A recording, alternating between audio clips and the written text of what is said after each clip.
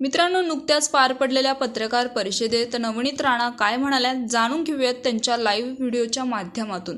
तर व्हिडिओ शेवटपर्यंत उद्धव पहा. ठाकरेजी ज्या पद्धतीने मुंबईमध्ये रामरक्षा म्हणून जे आंदोलन करत आहे, रामरक्षा म्हणून त्यांना जनाब उद्धव ठाकरेजींना माझा प्रश्न आहे की जेव्हा अयोध्यामध्ये रामलल्लाचं मंदिर भव्य जे पूर्ण विदेशापासून देशापासून सगळे भक्तगण तिथे गेले होते, तर जनाब उद्धव ठाकरेजी कुठे लपले होते?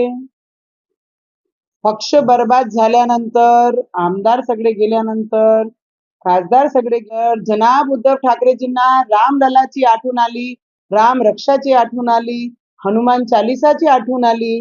तर जनाब उद्धव ठाकरेजी उत्तर द्या की जेव्हा अयोध्यामध्ये एवढा भव्य मंदिरचं सगळे लोक तिथे गेले, तर तुम्ही दर्शनाला का नाही गेले? त्याच्यावर उत्तर द्या. आतापर्यंत गेले का उद्धव ठाकरेजी? मला नाही वाटत ते गेले आहे. ज्यांनी दर्शन घेतले नाही एवढे भव्य मंदिराचं, देवाचं, तर ते रामरक्षा काय करणार आहे? रामरक्षा करत नाहीये जनाब उद्धव ठाकरेजी, ते पक्ष रक्षा करत आहे.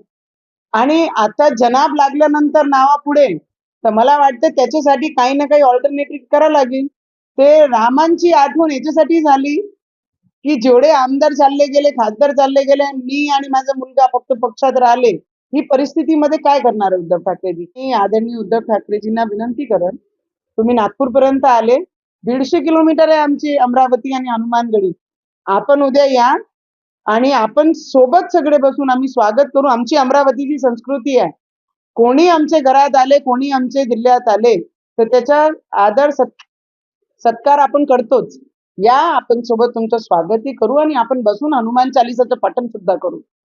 आणि आमचे मुख्यमंत्री साहेबांची, देवेंद्र फडणवीसजींची कौतुक करण्याबाबत की ज्या मुंबईमध्ये फक्त मी म्हटलं होतं की हनुमान चालिसाचं आम्ही पठण करू, तर एक खासदार महिलाला आणि एक तिसरे टर्म आमदाराला, रवीजींना, आम्ही आमचे दोघांना सोबत फक्त एक शब्द हनुमान चालिसा पठण करू सांगितलं होतं. एवढा अहंकार होता जनाब उद्धव ठाकरेजींना की रामाला जे म्हणत होते, भाषणात म्हणत होते, जे जय श्रीराम म्हणतात ते सगळे हरामखोर आहे.